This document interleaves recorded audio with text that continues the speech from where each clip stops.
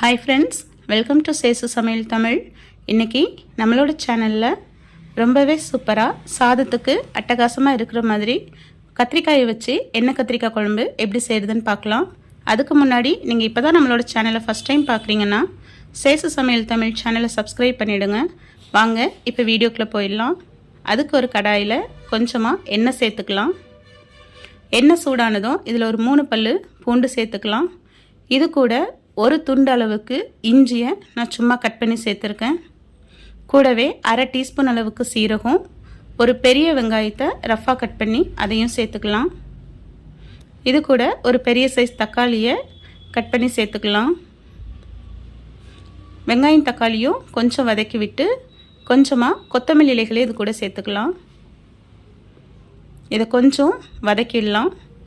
இது ஒரு கண்ணாடி பதம் வரும்போது இதில் 1 டேபிள் ஸ்பூன் அளவுக்கு வீட்டு குழம்பு மிளகாய்த்தூளும் 1 டீஸ்பூன் அளவுக்கு தனி மிளகாய்த்தூளும் சேர்த்துக்கலாம். இந்த மசாலாவை நம்ம எண்ணெயில் அதில் வதக்கும் போது அது அடிப்பிடிக்காமல் இருக்கிறதுக்காக ஸ்டவ்வை நம்ம சிம்மில் வச்சுக்கலாம்.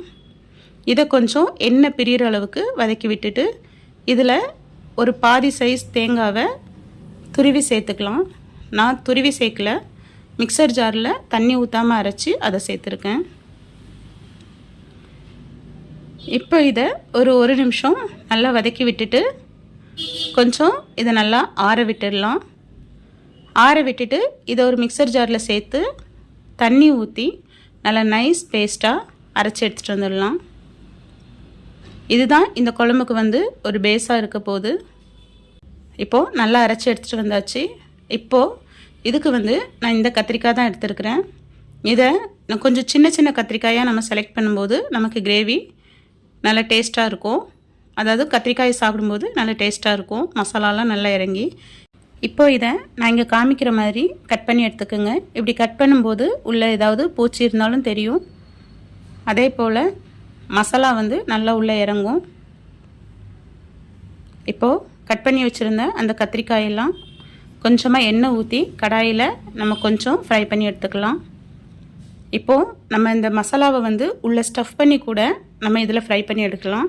நான் இன்றைக்கி ஸ்டஃப் பண்ணல, அப்படியே தான் இந்த கத்திரிக்காய் எல்லாத்தையும் ஃப்ரை பண்ணி எடுத்துக்க போகிறேன். இப்போ கத்திரிக்காய் ஒரு 3/4 பதம் நல்லா வெந்துருச்சு. மேலே இருக்க தோலெல்லாம் நல்லா ப்ரௌன் ஆகிடுச்சு. இப்போ இதை சைடில் எடுத்து வச்சிடலாம். இப்போ அதே எண்ணெயில் ஒரு 1/4 டீஸ்பூன் அளவுக்கு வெந்தயம் சேர்த்துக்கலாம். ஒரு அரை டீஸ்பூன் அளவு கடுகும் சேர்த்து ரெண்டும் நல்லா பொரிஞ்சதும் ஒரு 5 பல்லு பூண்டை கொஞ்சம் நீல வாக்கில் கட் பண்ணி அதையும் இதை சேர்த்துக்கிறேன். பூண்டு கொஞ்சம் ப்ரௌன் ஆகட்டும். அது இந்த குழம்புக்கு நல்ல மணத்தையும் சுவையும் கொடுக்கும். இப்போது ஒரு வெங்காயத்தை பொடியாக நறுக்கி அதையும் இந்த எண்ணெயில் சேர்த்து நல்லா வதக்கி விட்டுடலாம். கூடவே கொஞ்சமாக கறிவேப்பிலையும் சேர்த்துக்கலாம். கறிவேப்பிலையும் சேர்த்து நல்லா வதக்கி விட்டுட்டு நம்ம அரைச்சி எடுத்து வச்சுருந்த அந்த பேஸ்ட்டை இதில் சேர்த்துக்கலாம். பேஸ்ட்டை சேர்த்து இந்த எண்ணெயிலேயே நல்லா கொஞ்சம் மிக்ஸ் பண்ணி விடலாம். இது கூட இப்போ இந்த மிக்ஸி ஜாரோட அதை அலசி அந்த தண்ணியையும் நம்ம இதில் சேர்த்துக்கலாம். இப்போ லைட்டாக எண்ணெய் பிரிஞ்சு வரும். இந்த ஸ்டேஜில் குழம்புக்கு தேவையான மசாலா சேர்த்துக்கலாம். நம்ம ஆல்ரெடி அரைக்கும் போதும் மிளகாய்த்தூள் சேர்த்துருந்தோம். இதில் இப்போது 1 டேபிள் ஸ்பூன் அளவுக்கு வீட்டு குழம்பு மிளகாய்த்தூள் சேர்த்துக்கலாம். இதை சேர்த்து மிக்ஸ் பண்ணிவிட்டு ஒரு நெல்லிக்காய் அளவுக்கு புளியை நான் கரைச்சி எடுத்து வச்சுருக்கிறேன். அதையும் இதில் சேர்த்துக்கலாம். சேர்த்து மிக்ஸ் பண்ணி விட்டுட்டு இதுக்கு தேவையான உப்பையும் சேர்த்துடலாம். உப்பை சேர்த்து நல்லா மிக்ஸ் பண்ணி விட்டுட்டு ஒரு 10 நிமிஷம் ஒரு தட்டை வச்சு மூடி அப்படியே கொதிக்க விட்டுடலாம். மீடியம் ஃப்ளேமில் வச்சு கொதிக்க விடலாம். இப்போது நல்லா கொதிச்சிடுச்சு. குழம்பு நல்லா சுண்டி வந்துருச்சு. இந்த மாதிரி கொஞ்சம் திக்காக வரும்போது நம்ம இங்கே ஃப்ரை பண்ணி எடுத்து வச்சுருந்த அந்த கத்திரிக்காயெல்லாம் இதில் சேர்த்துக்கலாம். இதில் சேர்த்து நல்லா மிக்ஸ் பண்ணி விட்டுட்டு இன்னும் ஒரு 5 நிமிஷம் தட்டு போட்டு மூடி அப்படியே லோ ஃப்ளேமில் வச்சே கொதிக்க விடலாம். இப்போ ஒரு 5 நிமிஷம் ஆயிடுச்சு. நல்லா எண்ணெயெல்லாம் நல்லா பிரிஞ்சு வந்துடுச்சு. இது நமக்கு எந்த அளவுக்கு வேணுமோ, எந்த அளவுக்கு திக்காக வேணுமோ அதுக்கேற்ற மாதிரி இன்னும் ஒரு 2 நிமிஷம் கொதிக்க விட்டுடலாம். இப்போ இது நல்லா எண்ணெயெல்லாம் பிரிஞ்சு கத்திரிக்காய்க்குள்ளெல்லாம் நல்லா மசாலா இறங்கி சூப்பர் டேஸ்ட்டாக தயாராகிடுச்சு.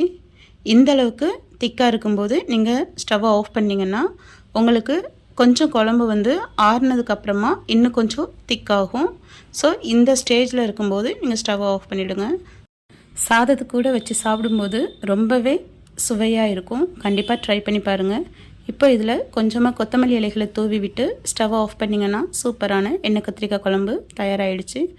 உங்களுக்கு இந்த வீடியோ பிடிச்சிருந்ததுன்னா இந்த வீடியோவுக்கு ஒரு லைக் கொடுத்து சேசு சமையல் தமிழ் சேனலையும் சப்ஸ்கிரைப் பண்ணி சப்போர்ட் பண்ணுங்கள். தேங்க்ஸ் ஃபார் வாட்சிங்.